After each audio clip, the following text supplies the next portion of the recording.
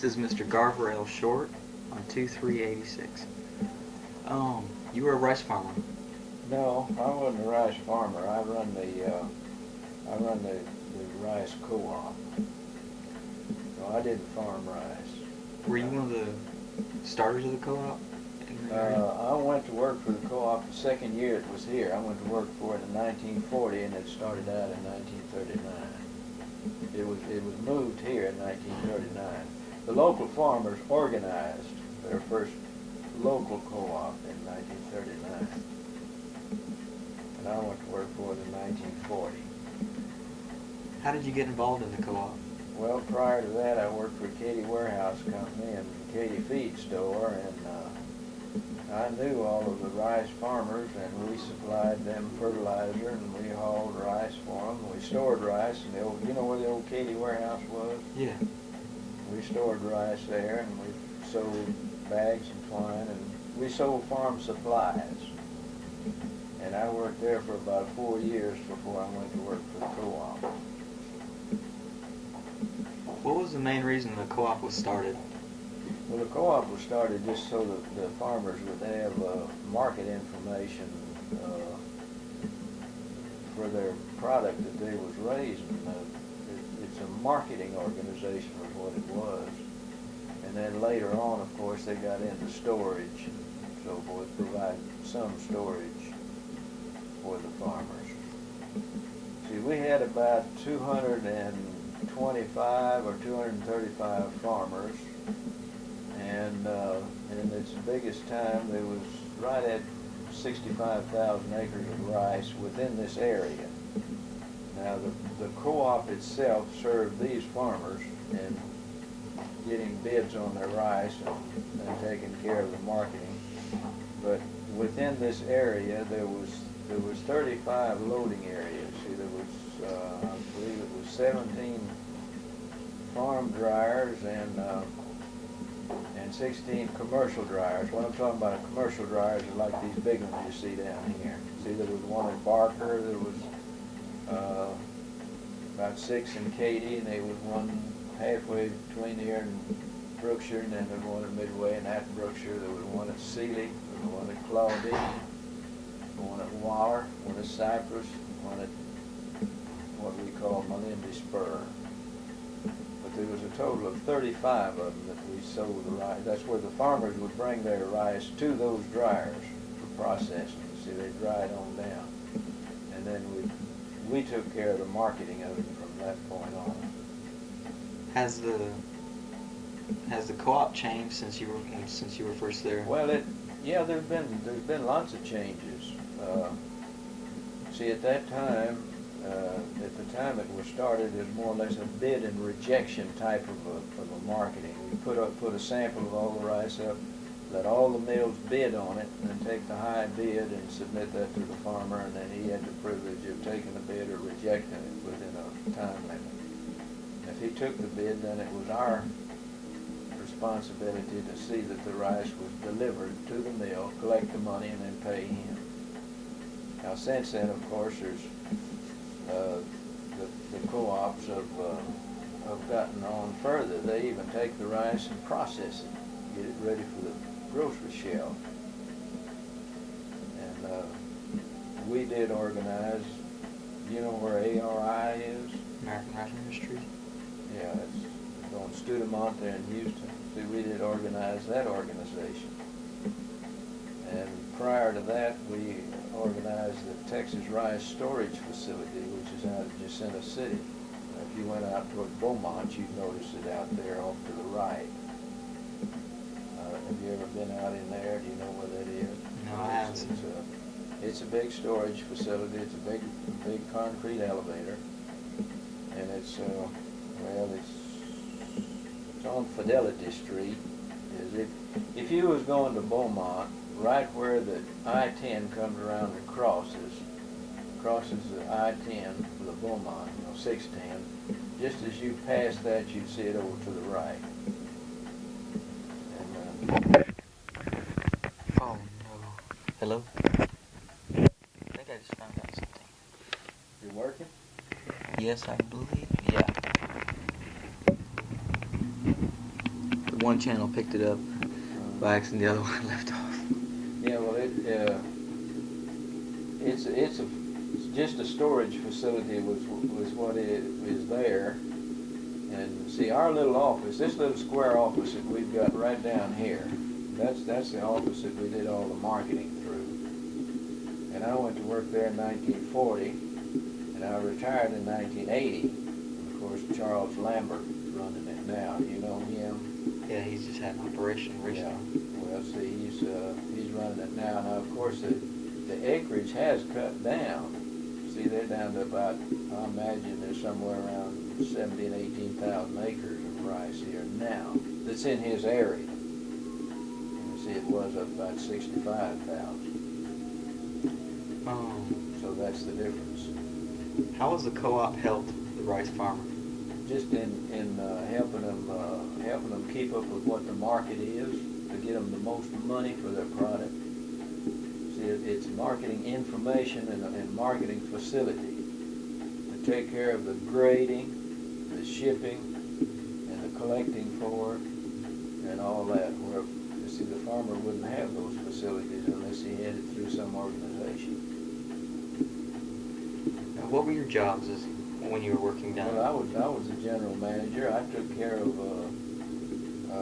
all the bookkeeping and the sales, and I did a lot of the grading.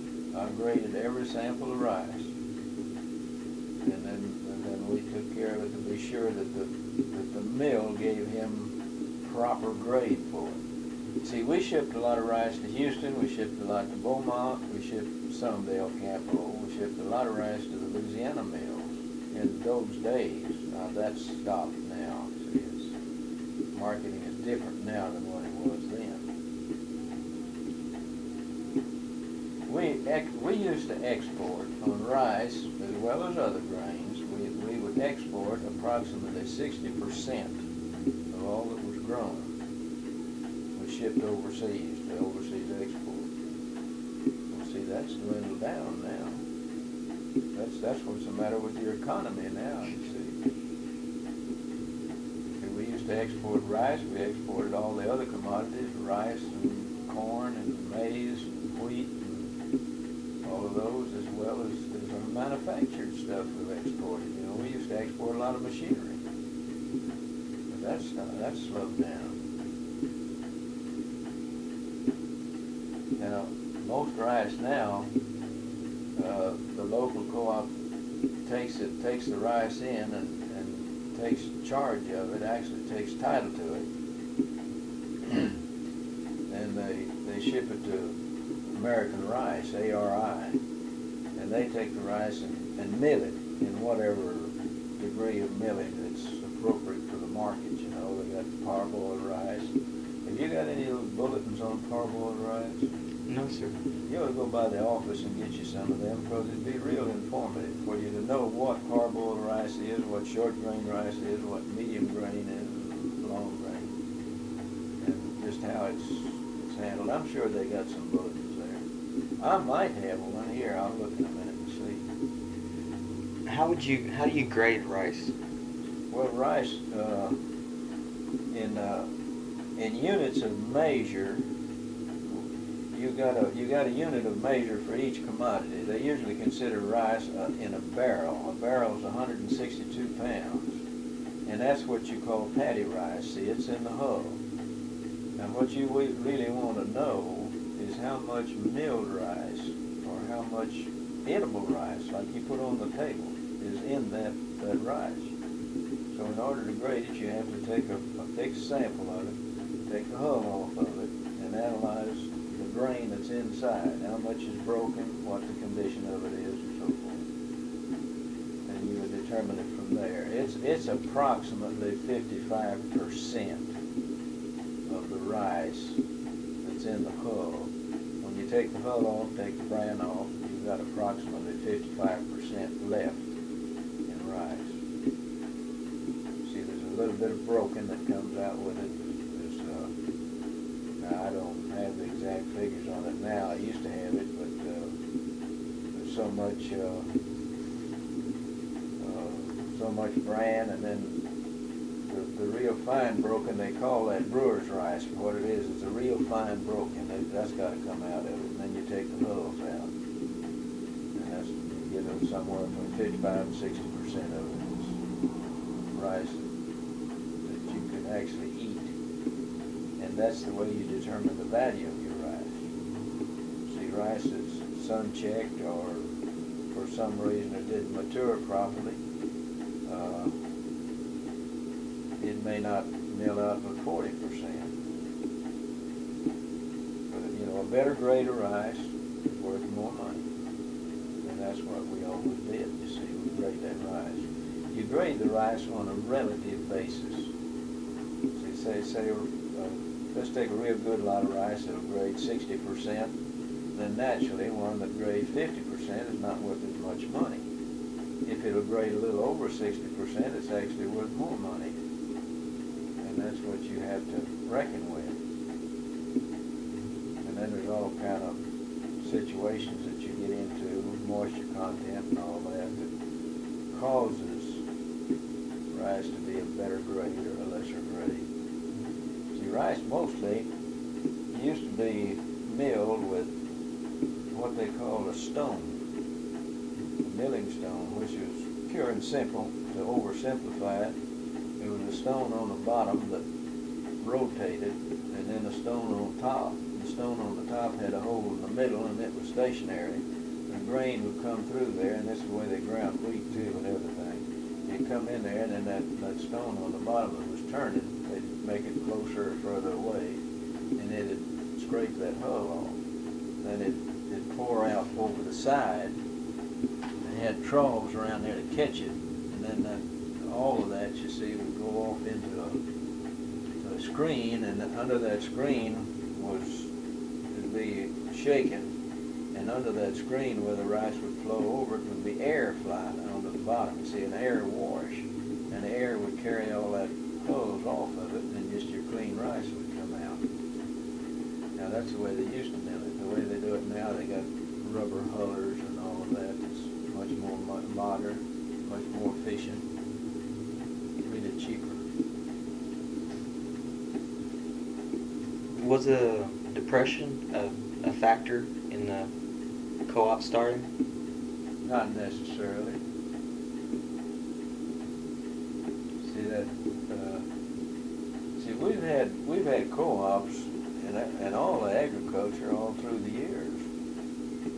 So the depression itself was not necessarily a factor in that. The co-op was a facility that was just needed for the farmers to market their commodity. I read up that co-ops would also, when the farmers banded together, that they could also get machinery and other implements for cheaper price. Well, by buying in volume. See, anytime you buy in volume, it's like if you wanted to buy a carload of anything, you can buy it cheaper than just going and buying one item. And that's what we did. We bought fertilizer. We bought sacks of twine back in those days. We bought chemicals.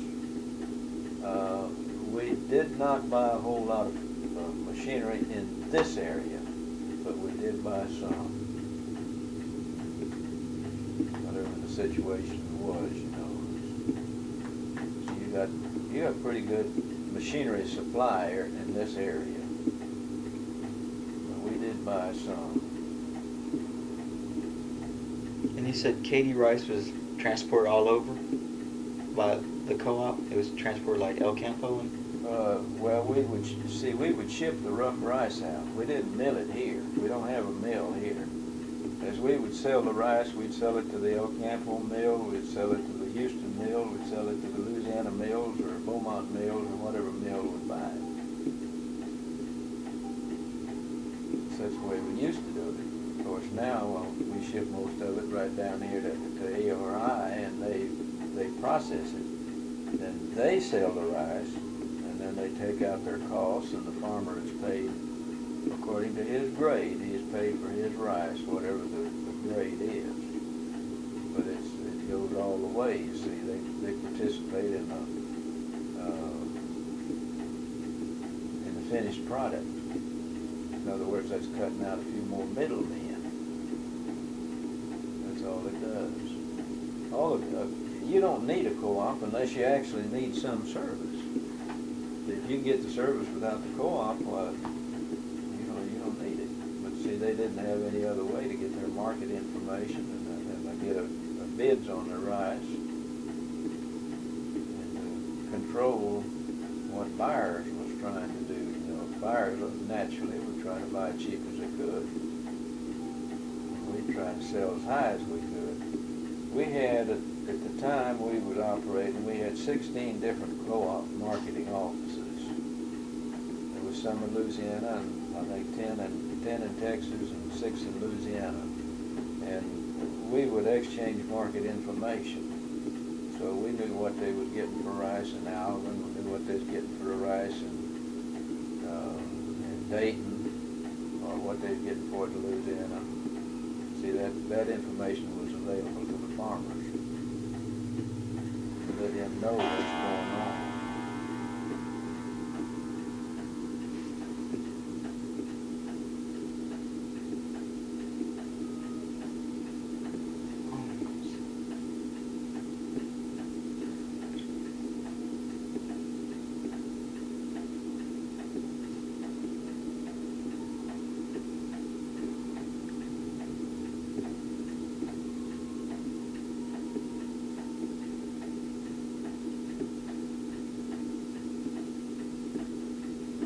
Could you go into a little bit more about how the co-ops would stick together?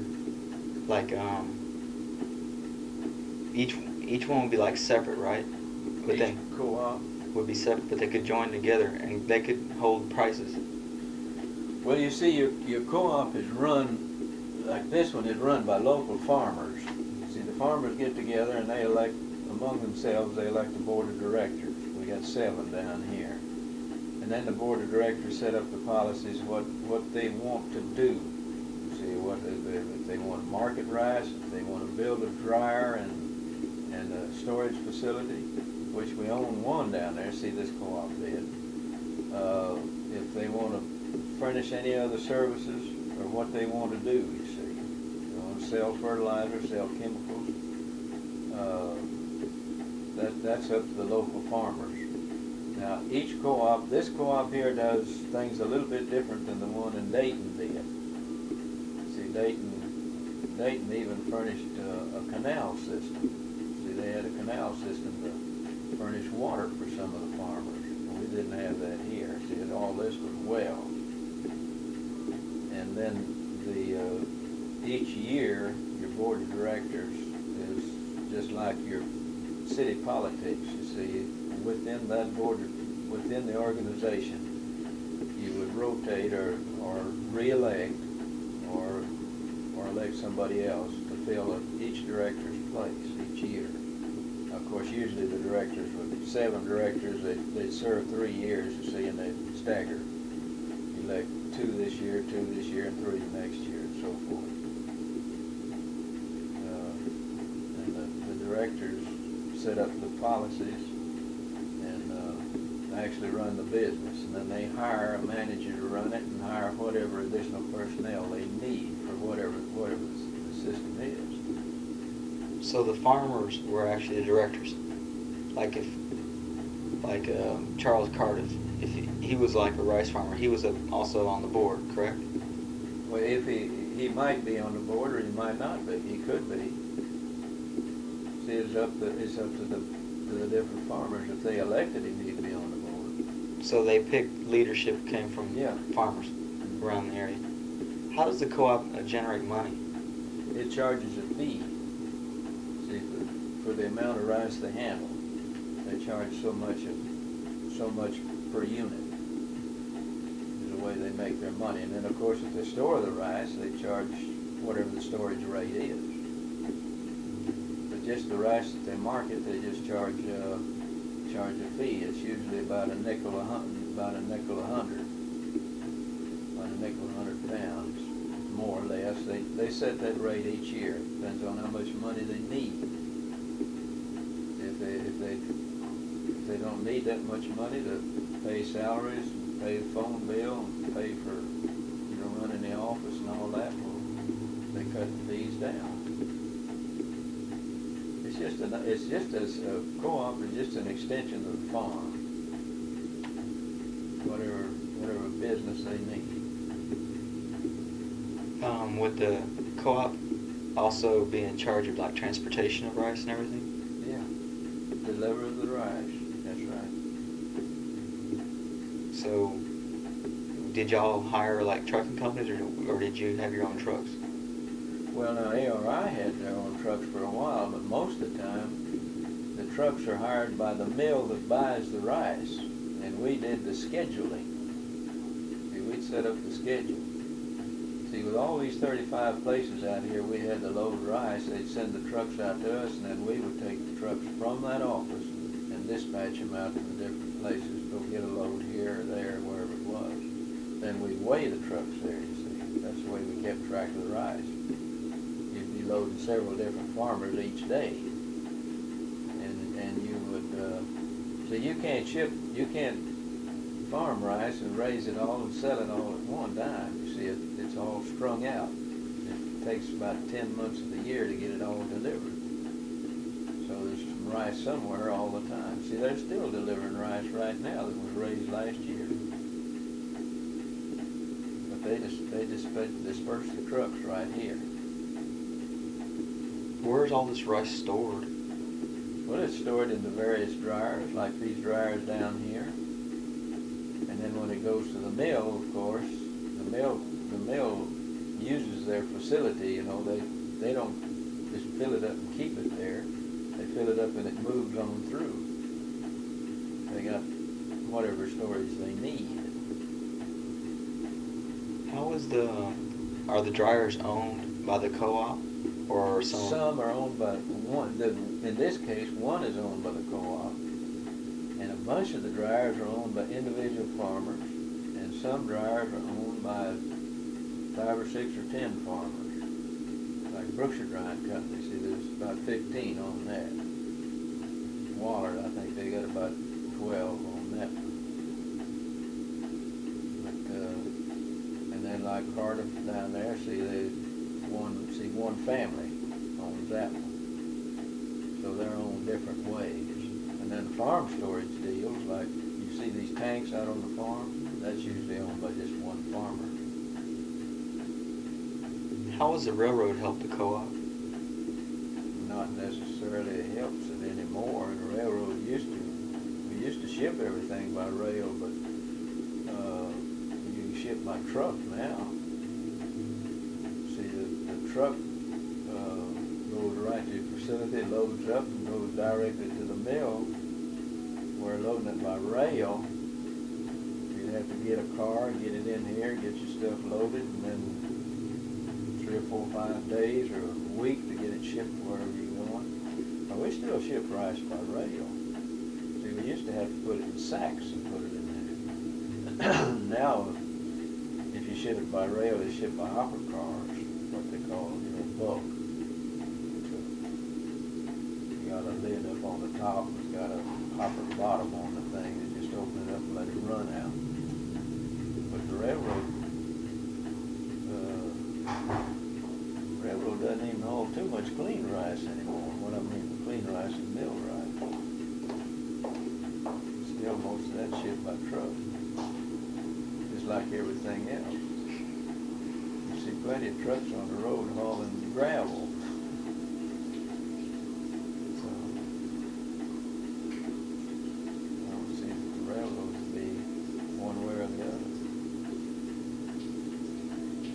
When you were hired back in the 40s, how was it different from like today? Well, it's just a different equipment that you had in those days. The difference then was we handled all the rice by sacks. It was thrashed in the field and put in the sack, and it was handled by sacks. Now it's all handled above. And like we said about the railroad, we used to load most of it in a box car, and now we ship most of it by truck. It's handled faster with fewer people. And our counting systems are all faster than they used to be.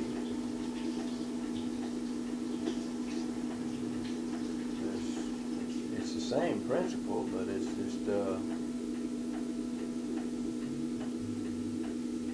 it's a whole lot faster than it used to be, and of course it's really more economical.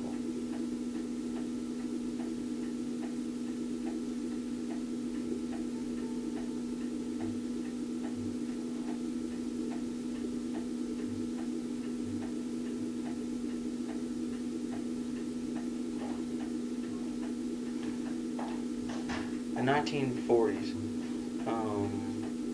would you say anything was different by the farmers? Because a lot of farmers now are complaining there's not enough for them out. Like you said, at one time, Katy used to handle 65,000 acres. Now we're down to 17,000. Would you say it was different in the 40s? For the co-op, was it busier then? Well, you've got to look at what has taken place in Katy. In the 40s, you didn't have the population density. You had prairie land. See, and you didn't have the value on the land that you have now.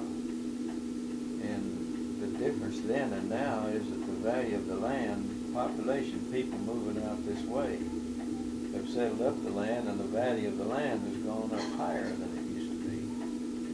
And at that time, there was a lot of water under this ground that they could pump out. You see, the water level is gradually going down, both by the rice farmer and by industry and by people pumping water out of the ground. So your water's going down is not as plentiful as it used to be. And your land being worth more money causes rice farming to go where the land is cheaper, to go further west. You see a little rice around here, but when you see a bunch of houses, see, then that land is more valuable than just prairie land. In the 40s, the population of Katy was not that much. And if you want to back up a little bit further than that, I graduated from high school in 1933, and there was 10 in my graduating class. And I was on the school board out here from 1948 to 1960. We had about 800 kiddos in the whole school. And now you've got about 15,000. So you see you've got people coming in. And people are running agriculture out. You don't have cattle. You don't have any farming here in a lot of places. That's the difference.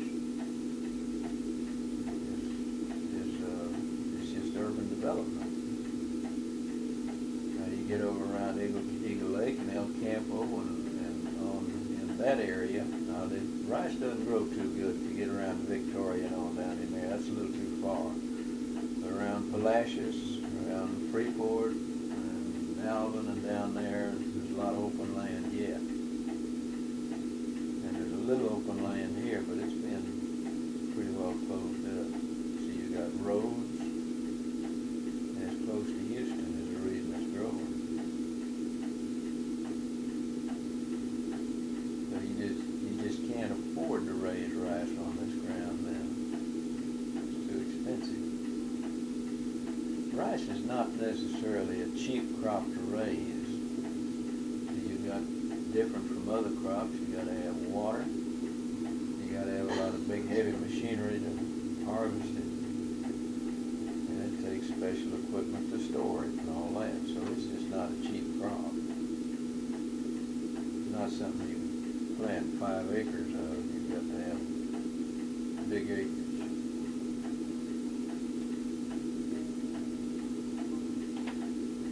Do they take you on any tours around these farms? I haven't yet. Oh, yeah. I've looked some. My uncle, he lives out in Sealy. We'll go out there once in a while. I look at farms and Who is your uncle over there? John Hayes. Haley? Hayes. Do you know the Vernos and let's see, what's the other farmers over there? Bollingers? I was going to talk to Mr. W.R. Bollinger if I could. Well, him or Lee Bollinger would be the one to talk to. These young ones. See, he's been to, I think he's been to Harvard. He's been to one of those universities. He keeps lots of records. And he farms rice, he farms soybeans, he farms some corn, and then he's got cattle. So he got pretty good information to talk to somebody like that. And then they've got their own dryer, see, on their own farm. So he could tell you a whole lot. How'd you manage to get connected to the co-op? Well, they were looking for somebody to work for them who knew the area. And I had worked for Katy Warehouse as a truck driver, and then as a warehouseman. And I just knew all the farmers. I knew almost everybody around here. And we stored rice there, so I knew something about the rice business too. And I'd been around a lot of the buyers and that, and grading and weighing and handling the rice. Well, that's the way I started out. I started out as a weigher when I first went to work for the association. Then when we built that dryer down there, I run the dryer the first 2 years, and then I went back to the office. What kind of duties do you have? What are duties you have as like running the office for the co-op? Well, it's just keeping track of all of your marketing, your samples. You collect all your samples from the various dryers, and collect what they do for the various farmers. You know, they take the rice in, and then after it's dried down and in a marketable condition, you collect the samples there, and then you take those samples and display them for bids. And then you take care of the bids, you see, submitting the bids to the farmers. And if the farmer sells it, then you take care of the ordering of the trucks, shipping of the rice, seeing that you get the right weights, weighing it, and then collecting the money for it, and then actually paying him for it.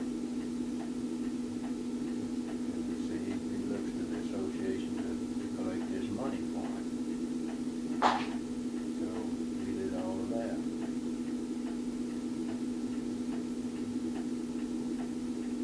What did the Katy farmer do before the co-op was out here? It says established in 1939. How would they? Well, most of them, since the late 20s, was members of the Houston co-op. There used to be one there on Washington Avenue, right on this end of Houston. Well, so on this end of Houston, that's on Washington Avenue. It's where the old Sutherland lumberyard is now. And the farmers was members there. And then prior to that, why, the mills would send buyers out into the area as scouts. And they'd just scout around and try to find a farmer, find some rice that was for sale. And they would make offers on it. See, they'd take samples of the rice and make him an offer. But he had no way of knowing if that offer was a top offer or not. See, without comparing it to something. Is there anything else you'd like to add? I don't know, because I don't know just exactly what, I don't know what y'all study out there about co-ops. You got so many different kinds of co-ops. You don't have many co-ops here, but you have a whole lot of them in the valley. You got a lot of co-ops up north, you know, up the Panhandle. So I don't know just what it is that you really need to know. Each co-op has its unique function. Cotton co-ops, you know, they usually run a cotton gin.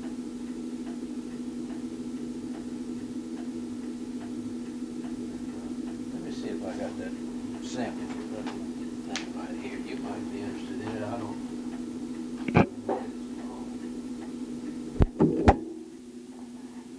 offices. They ought to have a whole lot of this down there at the office. This Rice Council, see, is an advertising facility that we got into. It tells you something about the history, something about the production, where rice is raised. Did y'all have any of this out there? I didn't think to ask. See, now this tells you what it is. It tells you here's your rice here, your research, and all of that. And it's got a little bit about cooking rice. You can skip that. And this,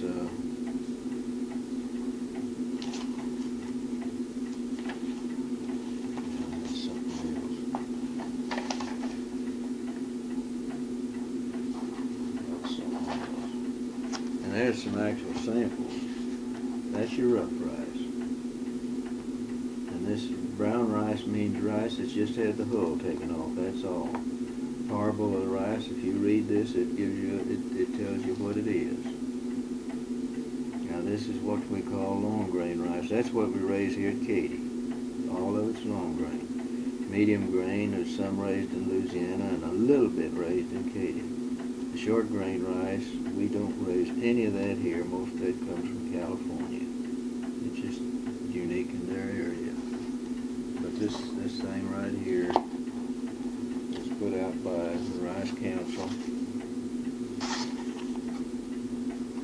And here's all your grading certificates. This gets pretty involved to try to explain all this grading stuff here.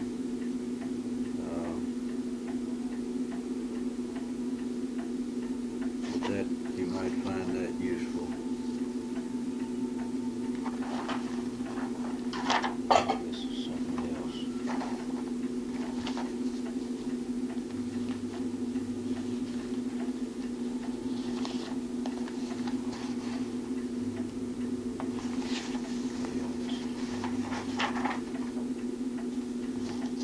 How are you, I read here the Rice Millers Association. Has that been around for quite a while? Oh yeah. How is that involved with the co-op?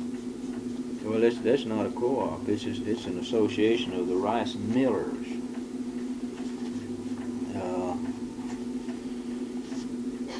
That's what the mills do. See, the mills are the ones that buy the rice from the farmers, and the millers, they've got their own association, which has to do with world rice market information all over the world.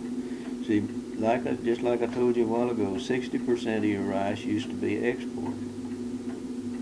And when you go to exporting, where are you going to export it to? Okay, most of the rice that we had anything to do with exporting went to Saudi Arabia, and a lot of it to Iran, and in that area. Well, see, this rice millers information to the rice millers, see, provided them with a lot of worldwide information that the individual mill wouldn't probably be able to financially, able to investigate, to get that information. They've got offices all around.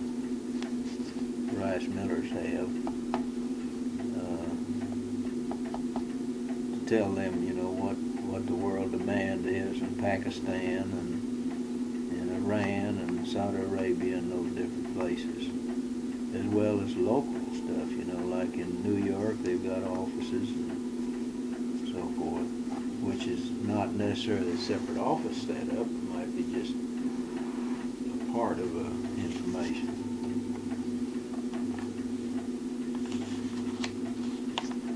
So, Katy rice, it wasn't just for the neighboring communities or in Texas. It was actually shipped off to other countries. Oh yeah, yeah. Well, see, you couldn't eat all the rice that was raised in Katy. See, 16,000 acres. That's quite a bit of rice. You couldn't eat that much. You probably couldn't eat 300 acres. So it's raised for money. That's the reason you raise rice. You raise it to make money. So you're going to sell it wherever you can get the most money. So even like back in the 40s, they'd be selling off to like countries like that? Oh yeah. That's as far back as we've got any records. That's where our rice went. We used to ship lots of rice to Cuba. See, they used to have what they called a Cuban rice and sugar. What they would do, they had this was the rice people themselves didn't do this, but this was another organization that would take a boatload of rice to Cuba and trade it for sugar, and bring the sugar back here and sell it. It's a barter deal. The Imperial wasn't too happy about that. Well, that was before Imperial got started. Oh, so this was quite a while back. Oh yeah, you go way back in the 20s on that.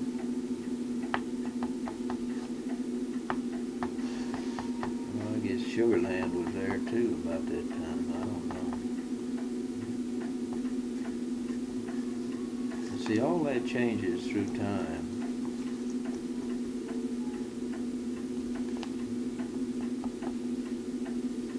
See, Uncle Ben's is the one that started this Harbaugh rice deal.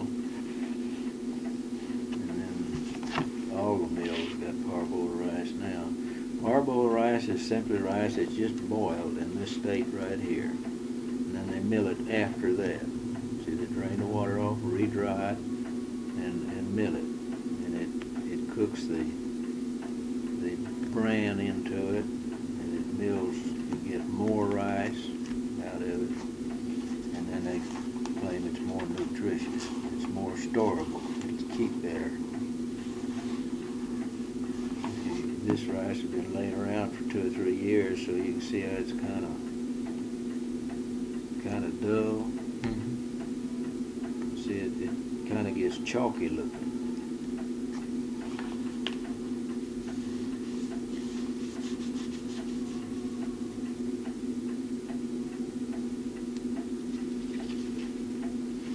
Here's part of your milling process right here. See, cleaning, and then shelling, milling, sorting, and packaging. See, all that goes in that before you pick it up at the store. You got to get it in this state, you see. And this is the way the co-op sold it, was right here, like in the, it would be sold like that. Yeah, like this. See, it come out of the field like this, and it was sold that way. See,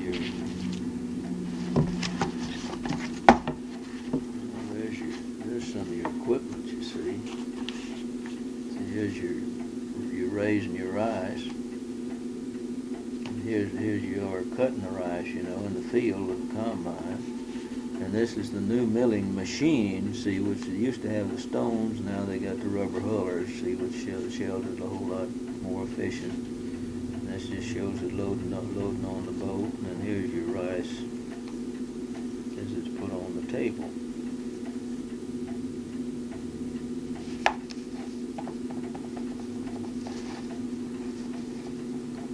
Well, I thank you very much. If you go by the office down there, I'm sure they've got some of these brochures that's up to date that'd be real good. They're either like this, facts about rice, or they got something else there. It's well worth your time to go by and just pick up some of them, because they're all free, you know. Rice Council, they have advertised, and they put those out. And you can even write to them and get a whole lot about it. They're in Houston. In fact, they probably come around and put on a movie show for you, show you how rice is graded, or show you a lot about how it's raised or something. It might be good for your class. You know, just give that to see who is your teacher. This is we're doing like an English. Oh, you're doing this in English class? Yeah. Trying to do something about the history of Katy. Well, you can still pick this up Yeah. on there. It's going to be interesting. Because this tells you what the rice is, what all your process on this stuff, where it's raised, and it shows you all this here, you see.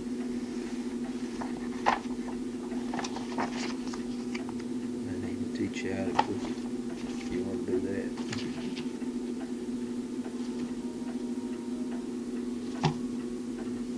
The that's a good little display there. I've had it laying around the house here for quite a while. We used to have a bunch of them.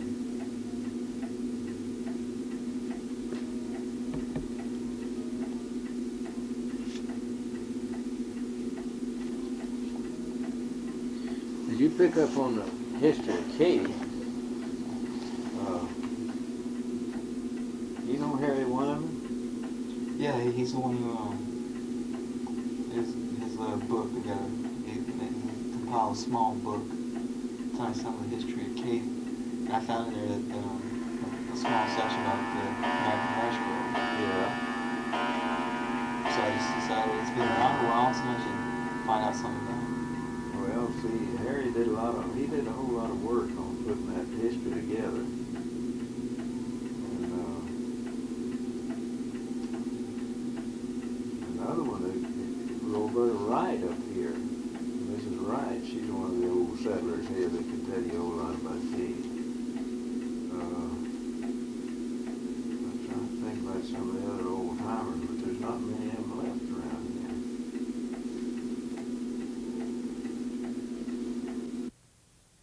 Out here in school, I was born. You know where the igloo plant is? Yeah. Well, the farm right this side of there is where I was born. Right next to Nola trees? Well, no, it's not that far back. It's really back this way. The house that I was born in is close to where that chemical company is back there, you know, about a half mile this side. And that's where I was born, and I lived in different places. The fact is, I started in school here in first grade, and then I went to school in Pearland and Dickinson and Webster, and came back to Katy in the 8th grade, and I finished the last 4 years here. See, we had 11 years then. And I finished school here. And after I got out of high school, and I worked around different places, and then I went to work for the warehouse down here, the feed store and the warehouse. And when I left there, I went to work for the co-op. And I spent about 4.5 years in the Army, and then I came back, and I've been with the co-op ever since. Until 1980, I retired in June of 1980. You were a general manager in the co-op? Yeah. Is that like a board member? No, You just like ran? The board members, they're elected from the membership. The general manager is hired by the board, to run the thing.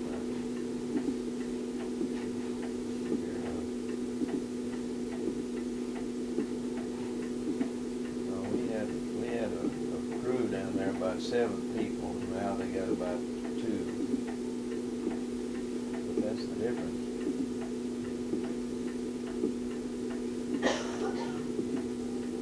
It's a little hard for you to understand, but we didn't have a road out of here going to Sealy. There wasn't any river bridge down there. How'd y'all manage to get to Sealy then? We didn't go to Sealy. If you wanted to go to Sealy, you either went on the railroad or you could go to Rosenberg or some other way. But see, there's a whole lot of difference in transportation than way back there than it is now. The road to Houston wasn't, this super highway's only been through here about 4 or 5 years. Well, a little bit more than that. About 6, 7 years. Yeah.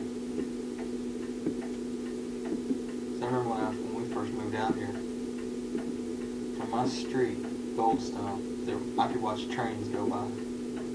I could watch railroad tracks, and there wasn't even. Now there's like 5, 6 streets going down. Oh, yeah. So even the short time I've been here, I've seen a lot of change. Well, it's just now building. You see, it's just like I tell you about the school. See, that every year they add another system.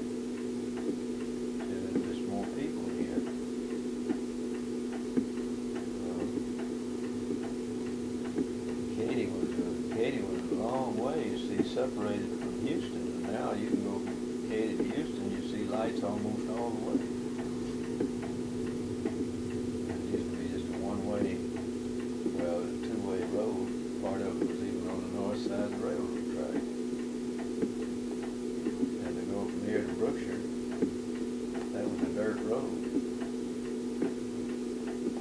And then I believe it was 1936, they built the river bridge down here. Paved the road from here to Brookshire, well, from here to Sealy rather than It was later than 36. Was it? Yeah, because our history class went across the ferry to see what they all see that Boston. They didn't have a bridge to go across. That was in 36. Well, it must have been about 39 then. It wasn't very much. There used to be ferries over in the Brazos. There was a ferry over around Patterson somewhere. And there might have been a ferry right down here. I never did see a ferry down here, right where the river bridge goes across. They probably was, but I never did see it.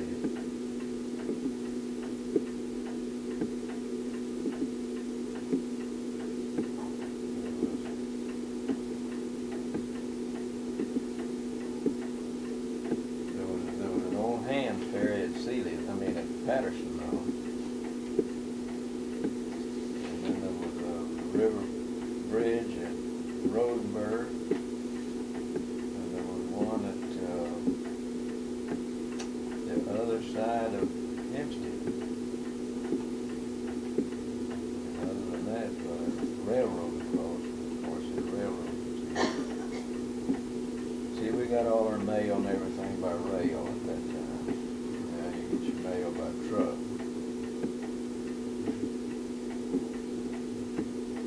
How long has the MKT been going through Katy? I think the MK&T was probably built here somewhere around 1888 or 1890. In that area. Harry might say something about that in his book. Did he say anything about it in there? A little, yeah, about Somewhere around there was when the railroad was first built.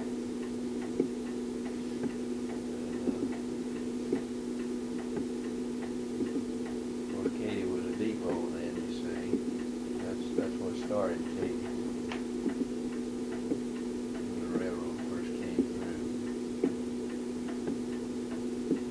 through. And when you said the rice industry was probably started in Probably the first rice was raised here in about 1898 or 1900. Was the first rice. I think the first rice was raised. They watered it out of bios. Then they drilled the wells later than that. Then it's been rice ever since. You see, because you could get water 50, 60 foot deep. Ample water to farm with, irrigate with.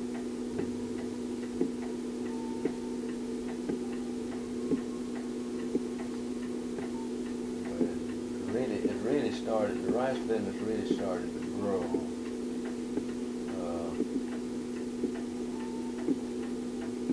I guess in the late 20s and the 30s is when it really went into the rice business. Or maybe in the 20s.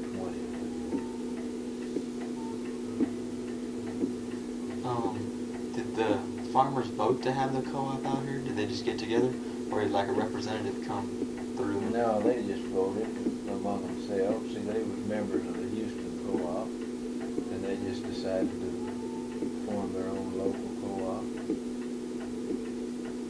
No, it wasn't done by any outside force. It was just local farmers figured that they needed a local marketing office, so they just got together and created their own office. And the first man that they hired was Mr. Clayton Mann, who worked for the Houston office. He came out here when they first opened up.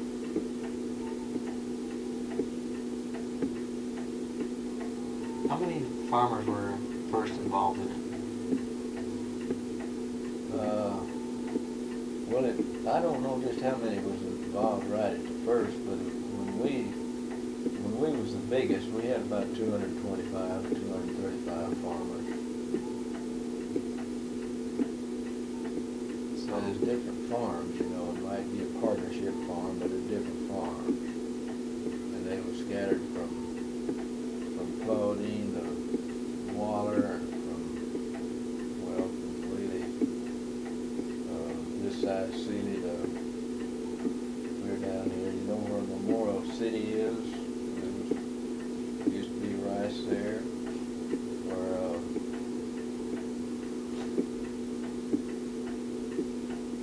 West Belt, there was rice right in there. And then where that schoolhouse is, you know, right across the street there, between that big auto dealer, all that was in rice in there. So we had rice all over the prairie at that time. See, it wasn't all in rice, but within the area it was right at 65,000 acres at the most. And then for various reasons it went down.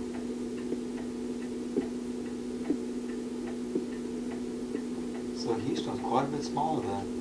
Oh, yeah.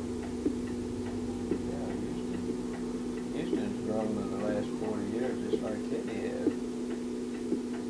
Yeah, you bet it has. Was Katy about the size of what, Patterson? Then back when it first started then? When the co-op first started, about the size of Patterson?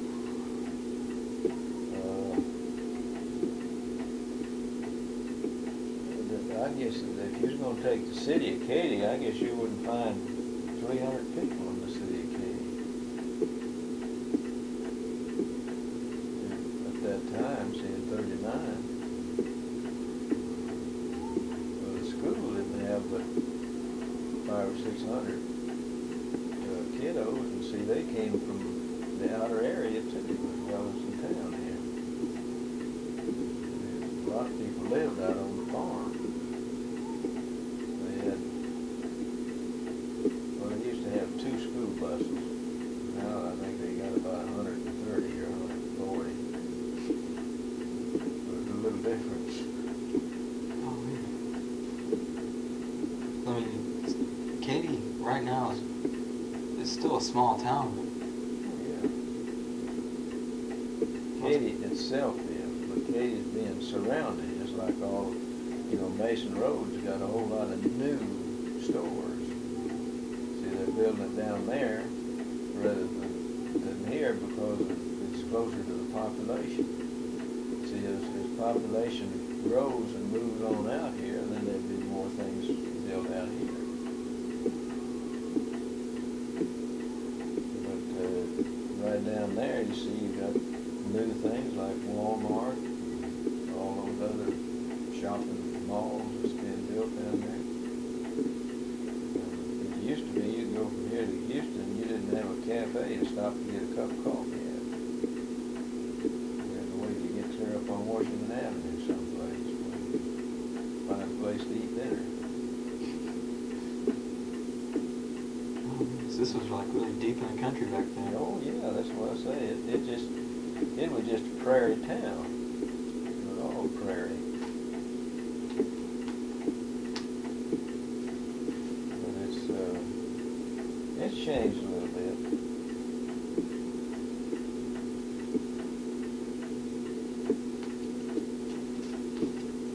So Katy's gonna have to adapt. So one day rice farming's probably going to be quicker than. That's what I say. You see, they're moving out for economic reasons, just because you get a bunch of houses around there, and you can't farm rice in the area because the land's too expensive. You can't run your canals like they used to, to get the water there. You can't fly over it with an airplane and put fertilizer and chemicals on it because there's houses. So it just takes it out of this area. It isn't a viable place to farm.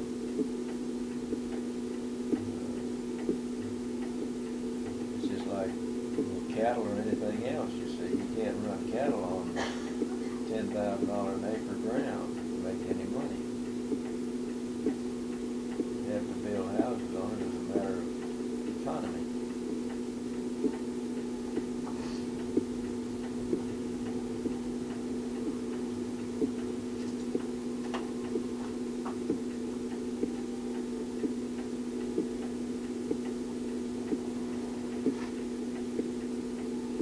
Well, thank you very much, Mr. Well, I Sherman. hope I helped you a little bit. I know it's kind of hard to put something together, you know.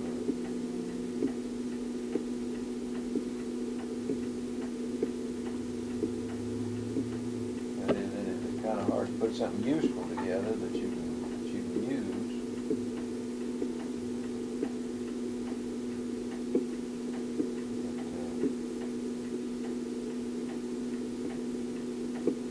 But, it makes a story anyway, don't it? It's really interesting.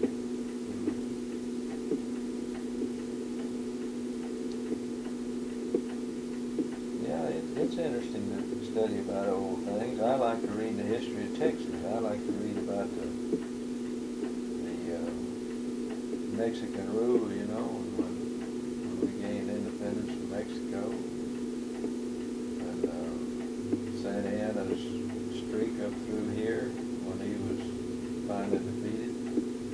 And then I like to find out the people in Mexico, the kids that's going to school, what do they teach them about what happened here? You ever think of that? Oh, that's true. See, they've got a story to learn too. In other words, those Mexicans over there used to own this. Now they don't. So what do they teach you? Now that's interesting. See, if you could get a hold of some books that they've got over there, and see just what they're teaching their kids in Mexico. See, they got schools too. Mexico, they have pretty good schools now compared to what they used to have. But that'd be an interesting study. Curly hair too. They say about Texas.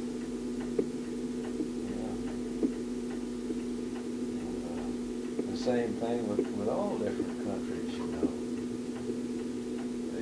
They've got to teach the kids something. They teach them just like we teach them here.